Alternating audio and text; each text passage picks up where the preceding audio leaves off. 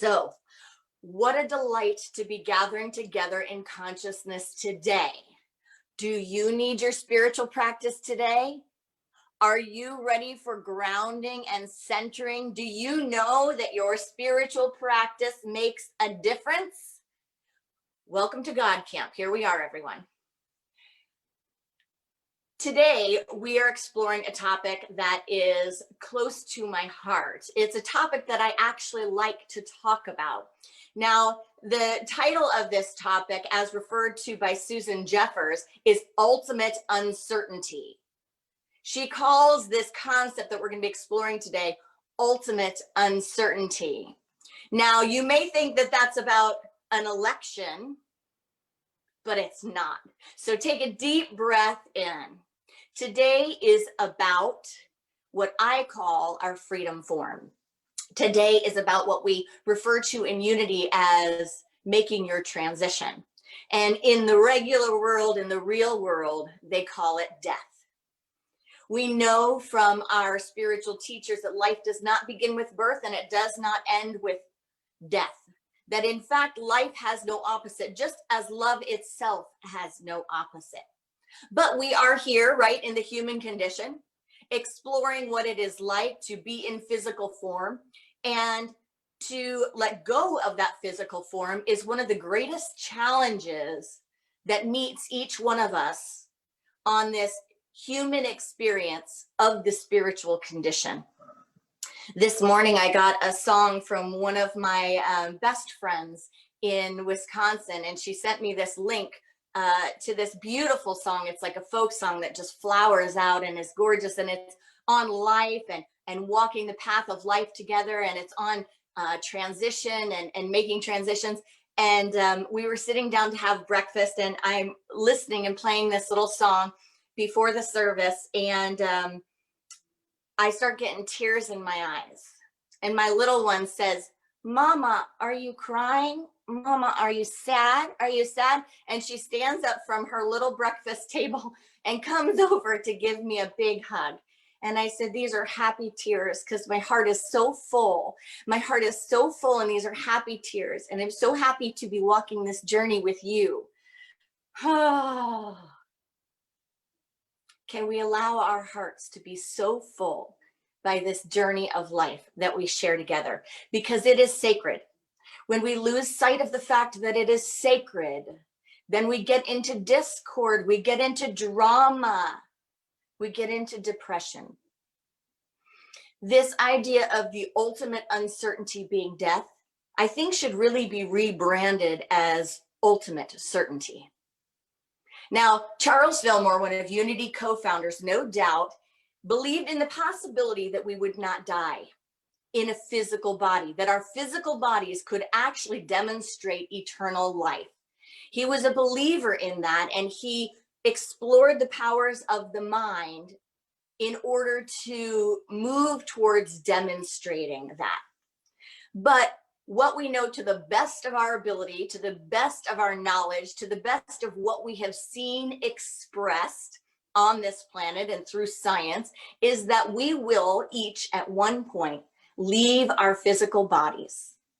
At one point, we will lay these bodies down. As a friend of mine likes to say, the earth always gets its dirt back. But at one point, each one of us will no longer have this skin, no longer have these bones, no longer have that body. How comfortable or uncomfortable are you with that thought? Breathe into that and try not to log off today. Try to stick with us today because there is a gift here. So many times we don't talk about death, but it is a part of life. We don't often explore the realms of the mind when it comes to the idea of death.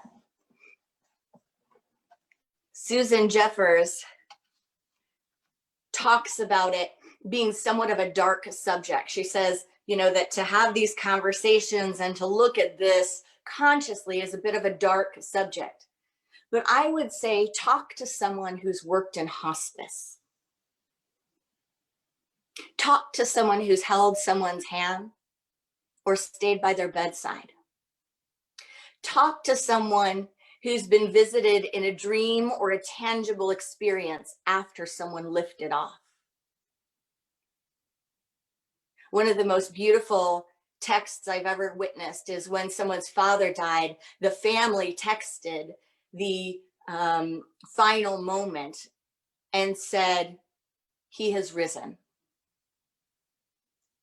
And I thought, what a beautiful way to say that. Rather than saying he's gone, rather than saying he's died, rather than saying it's over, to say he has risen. Susan Jeffers, in the book Embracing Uncertainty, says this. In chapter 8, she says, while we are certain that we will die, we couldn't be more uncertain as to what death is all about. Don't you think that it's strange that human beings look away from something that happens to each and every one of us? No one is excluded. I would think that we would want to jump right in and learn as much as we possibly can about the dying process. If we did, we would discover that it is possible to anticipate our own death and even the death of those we love, with some sadness, of course, but with also a serene sense of wonder and peace. She says, actually, we unwisely think of death as something to dread. As a result, most of us would prefer not to think about it at all, especially when we are young, vibrant, and looking forward to a long life ahead of us. She goes on to talk about what this concept is of embracing what is coming after this physical life. And she says, it's about being totally at peace with the prospect of death while joyously living each day to the fullest. Being at peace with this idea, this concept of our freedom form, while embracing each moment to the fullest. Now, Myrtle Fillmore, our other co-founder, was known and said to have walked around grounds at Unity before she made her transition, walked around saying goodbye to people, having closing conversations, doing visits, just walking around the halls and the offices and the grounds in a manner that one would do when one knows they're about to lift off, to rise, and to lay down this human form, this human body. Now, I had what felt somewhat like a curse, but was also a blessing. I've had the opportunity since I was in my 20s when I went to ministerial school.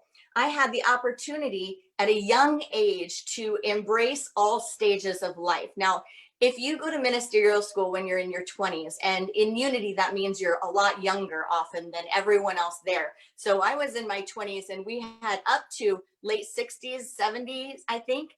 And so my friends, you know, when I'm in my late 20s and turning 30, my friends were 40, 50, 60, 70. And so the conversations that we had, the conversations of depth and of consciousness and of spiritual support and of life stages were varied, right? Like someone my age would be having conversations about what job you're going to get next, if you're going to have kids, if you're getting married, all of these things, right? Relationships, finding a soulmate, all of those things. And instead, I was immersed for 2 years in deep conversations about all stages of life. That included caring for parents and losing parents. That included health challenges. That included death and dying.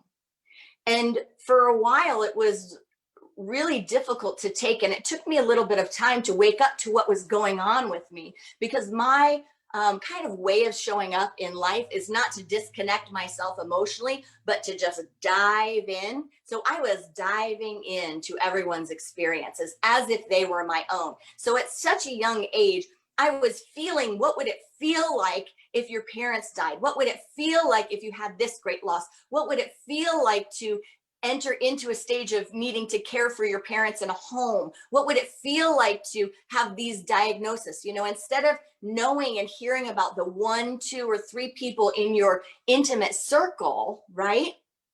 You are being invited to presence a huge group of people and the communities and the families and the friends and the children and the parents and the beloveds that they presence. So it was a lot.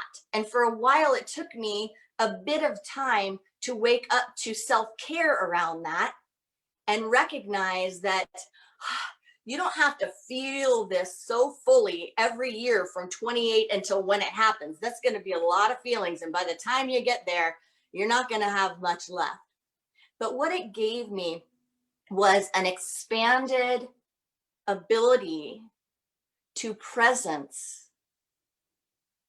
the stages and phases of life. And you could take that learning and allow it to create a vortex of fear. A vortex where you don't want to go towards anything because anything means more pain. Anything in every stage of life means more suffering. Anything in every stage of being means that this could hurt. Or you could take it as an invitation to develop the practice to be in the now moment. And to fully realize that when you are in one stage of life, it's time to appreciate the gifts there. And to know that you are uniquely and perfectly designed to move through the challenges there. And to be so fully present because the next stage will come with its own gifts and its own challenges.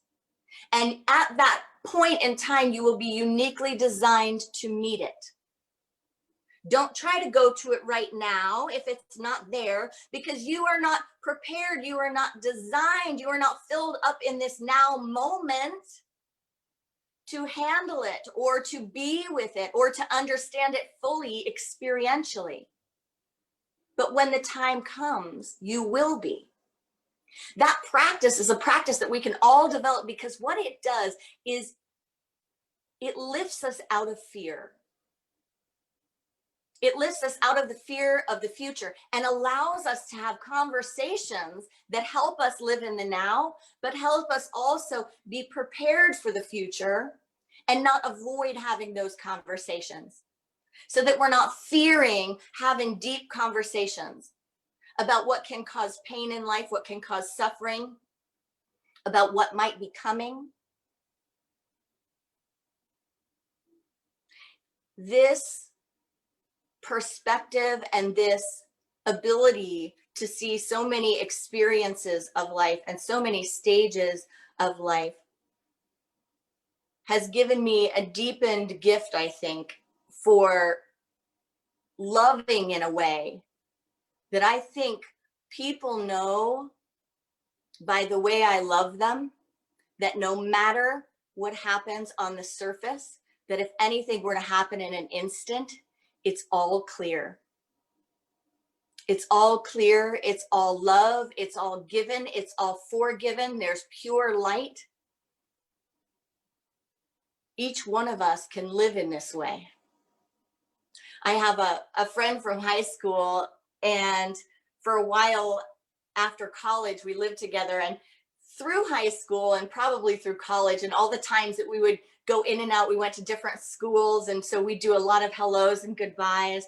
And I remember every time I'd say goodbye to her, I would give her this big, I love you, this big goodbye.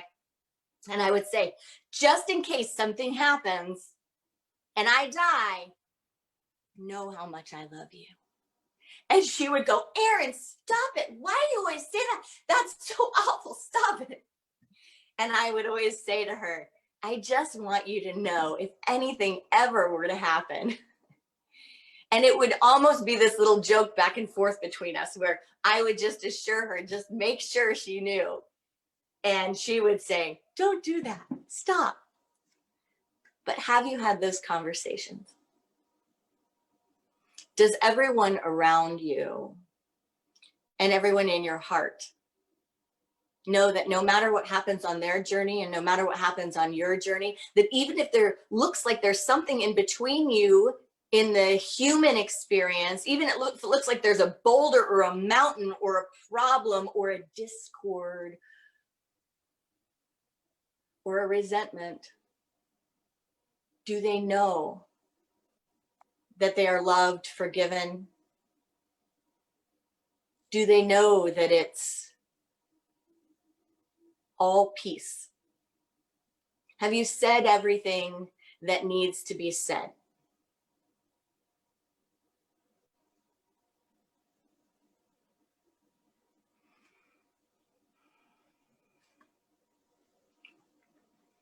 Rumi said, "We are all just walking each other home." We are all just walking each other home. This experience in human form is one that once we're here, we seem to normalize it. I used to kind of get in trouble being a young woman out on the town in Denver at the bar scene with my friends, because I was the person that if you sat next to me at the bar, even if I didn't know you and you're a random person, I'd sit there and I'd lean over and start talking. I'd be like, isn't it just so weird that we're alive and we're in these bodies, and then at one point we're not going to be in these bodies, and isn't that just wild? And I wasn't doing any drugs or anything. I would just sit, and I wasn't drunk. I would just sit there and I would start these conversations and look at life, look at consciousness. Isn't this just wild? And I remember one time this guy sitting next to me drinking at a bar that I didn't know, he just picked up his drink and he got up from his stool and he goes, "I go to bars so I don't have to think about these things." I remember thinking, maybe this is the wrong place for me to be hanging out right now. I'm depressing people. But for me, it wasn't depressing at all. For me, it's part of using our minds. And if we can get clear on what life is, and not definitive, like not a definitive clear, like we know everything about truth, but if we get clear that we are energy, as we teach in Unity, we are energy. Energy is not created and destroyed, right? It just changes form. So we call it your transition because you're not disappearing, you're shifting into another form. And we have a lot of ideas of what that might be. But one of the ideas is not that we become nothing. It's that we are energy flowing. But once we come to terms with this and we don't avoid these ideas, we can start a spiritual exploration into the development of the mind that holds the possibility and the promise that it is non-local, that it in fact does not need a body to operate. How much time have you spent exploring the possibility that you have gifts, that you have a connection, that you have a non-local mind that doesn't need a physical body temple to operate? In the book Living Without Fear, Ernest Holmes, the founder of Centers for Spiritual Living, our sister spiritual communities, said this: "It would appear that for the most part, man," which I think every time we see man, we need to all rebrand it as human. "Man is still in his infancy in developing the use of his mind. Mind has been given to us, but what happens to its growth and development is largely an individual undertaking. Ours is the responsibility to use it and unleash its limitless possibilities. It is in our proper use of the potentialities of the mind that rests our power to release ourselves from fear and discover a new freedom for expressing and experiencing that greater joy of living, which is rightfully ours." So one of the invitations today is to dive in, to let go of this idea that death is a dark subject, and to embrace the possibility that we can develop an aspect of self when we become aware that it even exists. I wrote a song one time about death and about, when we have so many problems in this life. And one of the lines in it is something like, that it's funny that we think in death that we solve all of our problems, that maybe they're not so easily solved. Maybe we take some of them with them. Maybe we still unravel things. What is your idea of death? Do you believe in karma? Do you believe that we come back? Do you believe in reincarnation? Do you believe that we're just energy and we go back into the vortex of energy? Do you believe that we have our existence in God mind, and whether or not we have a physical earth suit, we are still in God mind? What do you believe about life and death? And are you willing to explore?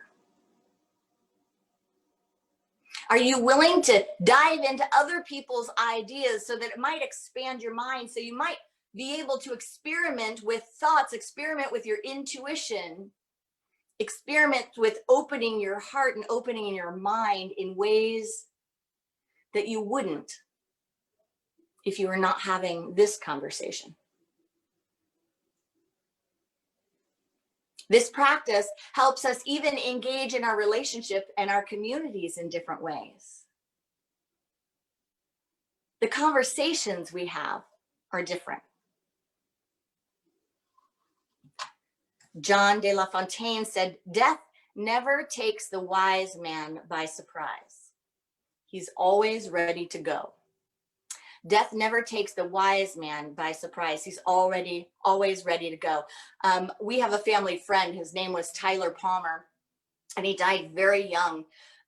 He died in a skiing accident, a freak skiing accident. He was an incredible skier. He would do hella skiing and incredible skiing. I mean, he'd be the last person that you would think would pass. And he started a company called Green Mountain Engineering. So he was an engineer, and he did the Engineers Beyond Borders. He was one of those people that you think, oh, how did they go? How is someone like that not on the planet? Like, I can't imagine if this is what you did at your young age, your crazy young age, what you would have done if you were on the planet until you were 100. Like, whoa. But he did lift off. And one of the greatest things that he taught me was how to bring your consciousness and your consciousness of love and preparation and care to everything. Before he died, he got engaged. He was engaged at the time that he passed. And he's actually an ex of my sister. It was one of her beloveds. And he would always call her on her birthday, my sister. And on this day, he didn't call. It was the day he was skiing, and the call never came. It turned out that was his last day. He lifted off. That was his last day on the planet. But what we found out after, when everyone was sharing stories and making the videos and celebrating his life, and she was engaging in this and we were all engaging in this, what we found out was that he, being a man that was engaged to his beloved that he had met, already before the wedding, changed everything in his will, set everything up for her to be the recipient, to be cared for, put his insurance policy in her name, his company, everything that he did. He had a love that was matched with action on the physical plane. So he had these ideas of care and love and thought, but he didn't just leave them here. He matched them with action and expressed his love in that way, so that before he passed, he set all of that up before he was even married. Can you imagine that? I mean, just imagine if you were about ready to marry someone and then that happened. And then you're going through the logistics, and probably a lot of people are saying, oh my gosh, like now, all of that. And then to go, wow, this is how much he thought about. This is how he put his care into action. So can we put our care into action. This might be uncomfortable, but just take a deep breath with me this morning. Here are some practical tools. Unity is all about practical spirituality, and today is about some practical tools. Tools that match our love and our spirituality into human systems and forms and activity. So the first is, are you ready to go? Are you ready to go? It's okay to be uncomfortable.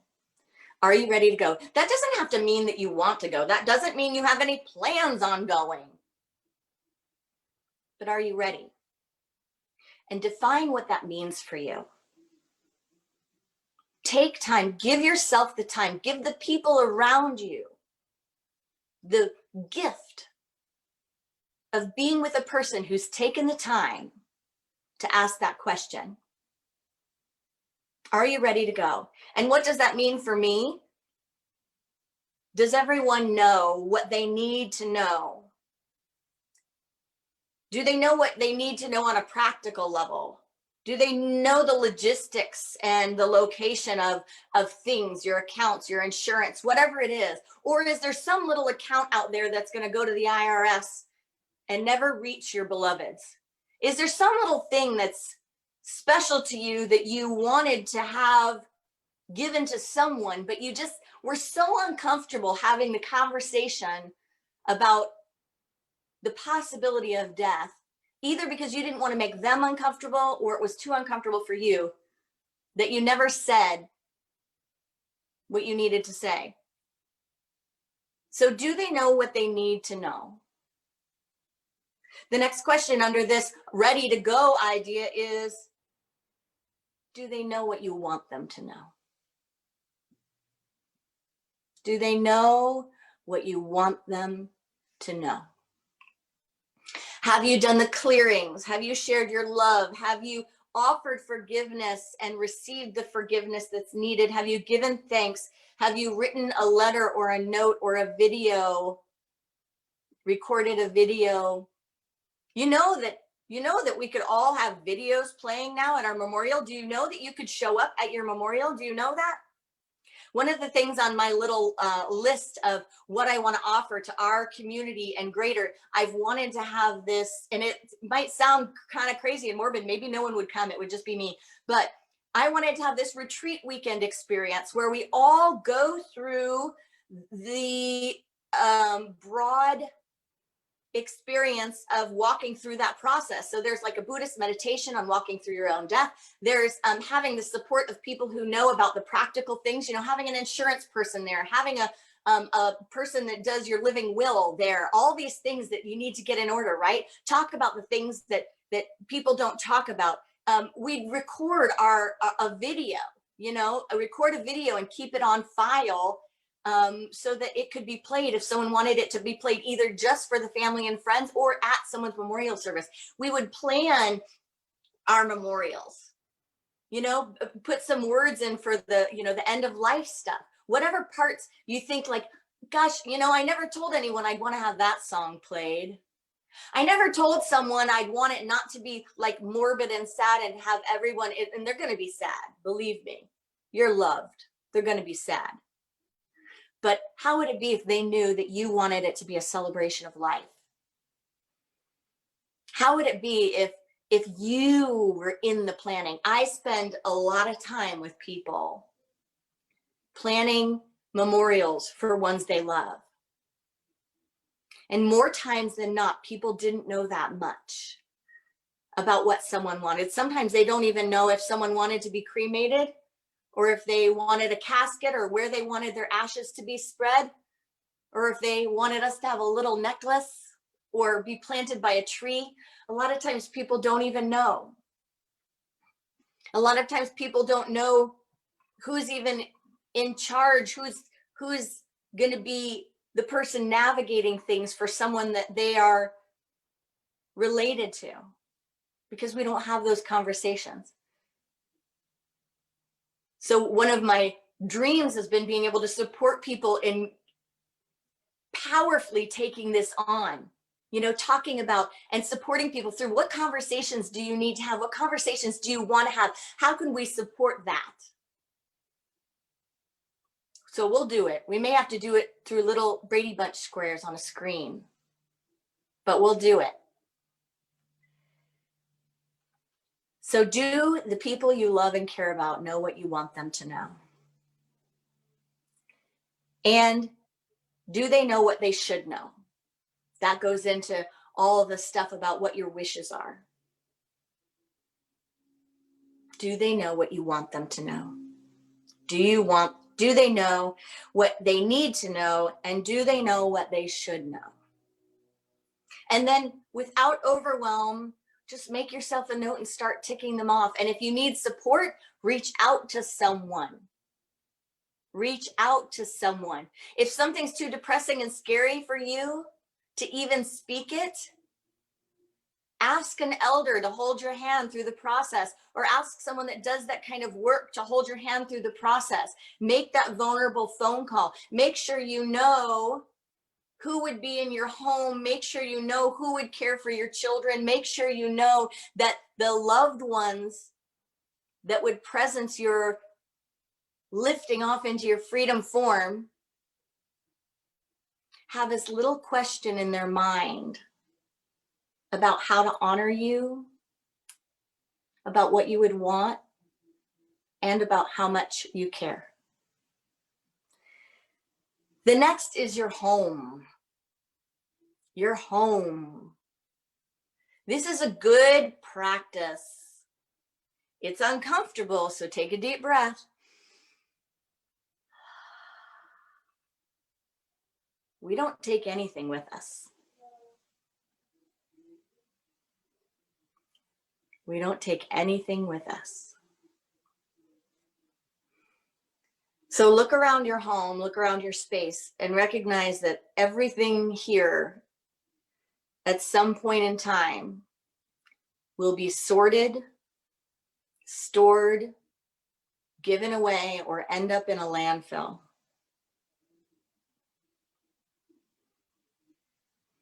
Everything. Your favorite things, there's no way for someone to know your favorite fork that was passed down from 3 grandmothers versus the one you picked up at a thrift store that you don't care about. Well, maybe I'm the only person that loves forks that don't match, but you know what I'm saying. You're all like, why would you have your grandmother's fork and a thrift store fork? Of course, everyone knows the difference.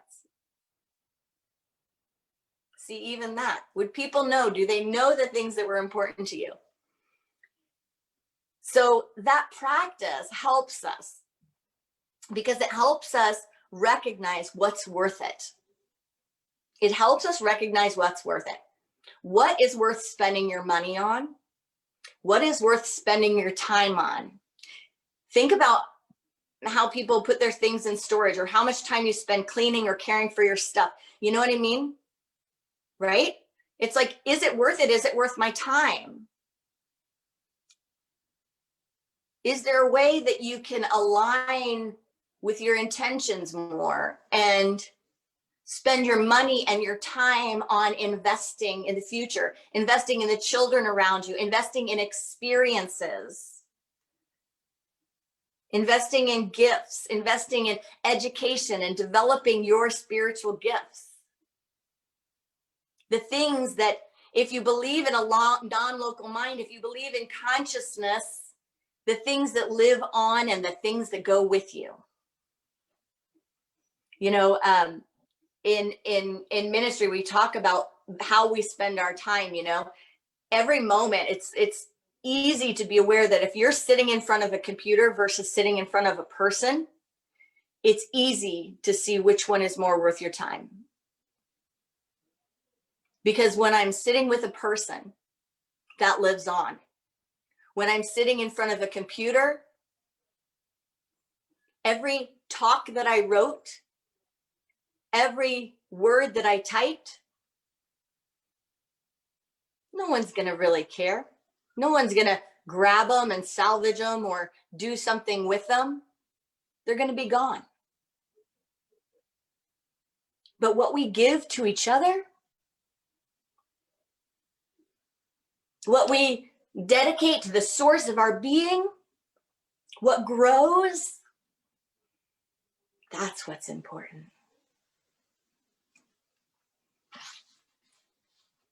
The next practical tool is this: stop making death wrong. Stop making death wrong. It's hard. It's hard to do. I have a friend that always says when anyone passes, they are where we are going.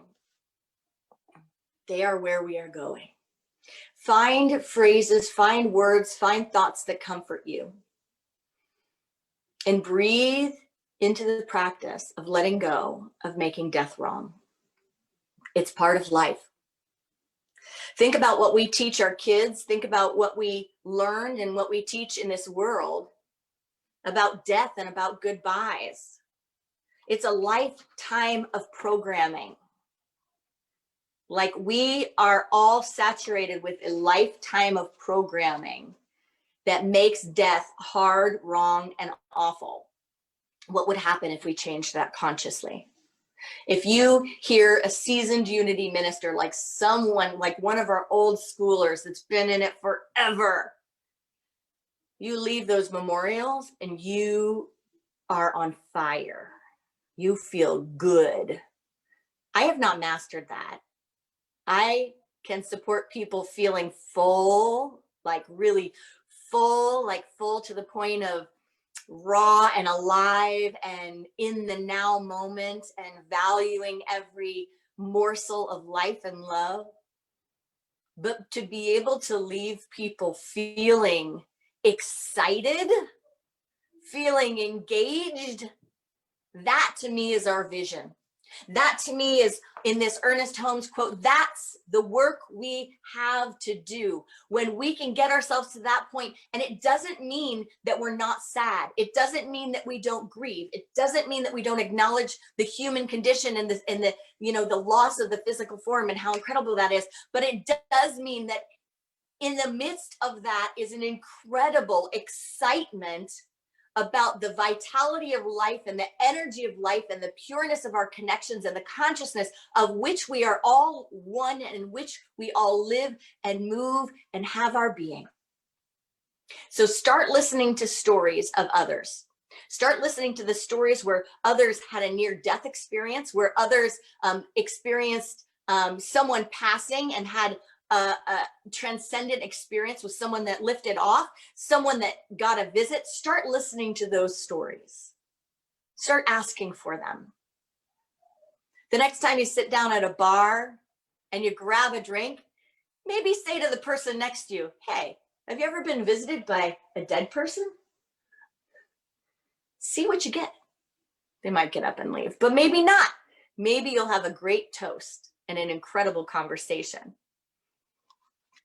The next is to let go of the timeline of life. One of the things that causes the greatest suffering is that when it comes to death, we have a timeline. If it happens within the parameters of our mind's timeline, we think it's a good death, it's an okay death, it's a decent death. If someone lives till they're 100, if they don't have pain, if they have X, Y, Z. So ask yourself, what are my mind's rules around the okay timeline of death? And notice that those rules are what are going to make you suffer. Because there is no timeline in the spiritual realm, there is just life. And there is no lack of value to a life that lasts just for a little bit of time or a life that lasts 100 years. There is no less spiritual value to one life or the other. So when we require life to have a timeline in order for death to be okay, we cause suffering for ourselves. So can we let go of the timeline and instead of looking at quantity, focus on quality? Release the idea of quantity for quality. And last but not least, this is the one that's the no-brainer. Remember that each day is a gift. Remind yourself to live now. That might mean creating a bucket list and creating a it list. But make those lists, do what you want to do, and stop doing what you are over. Stop doing what you're done with. If there's something that you said you were going to say or learn, do it. Just do it. Stop waiting for it to be perfect. Stop waiting for it to be perfect. It doesn't have to be perfect. It just has to be pure-hearted. Susan Jeffers says, we need constant reminders that life is short and we need to appreciate every moment that we have. This is so true. This is so true. Think about death just enough to inspire you to live in the now and cherish the moment. Think about death just enough to inspire you to live in the now and to cherish the moment. In the song that I shared about earlier in this spiritual conversation, the lyrics that stood out to me are these. We are living, we are dwelling in a grand and awesome time. We can cherish all the ones we live beside. Cherish the ones you live beside. Let each moment matter.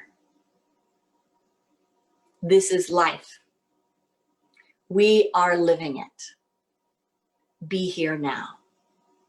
Namaste.